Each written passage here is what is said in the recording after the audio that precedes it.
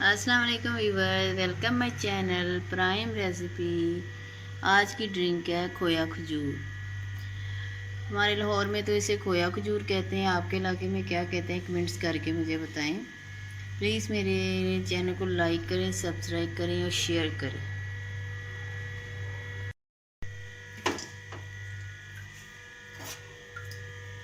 इसमें खोया खजूर बनाने के लिए मैंने 5 से 10 खजूरें ली हैं, 2 गिलास बनाने के लिए। और ये ग्राम में लिए 5। दूध आपने पहले कम डालना,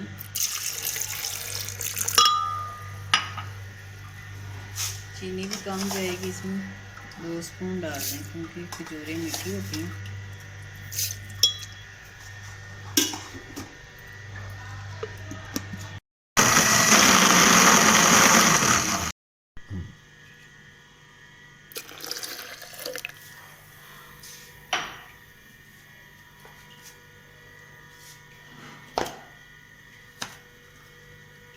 साथ ही आपने मलाई डाल देनी है। तो ये मैं तो क्रीम डाल दूँ, मेरे पास मलाई थी, मैंने मलाई डाल दी। क्यूब्स ही डाल दूँ।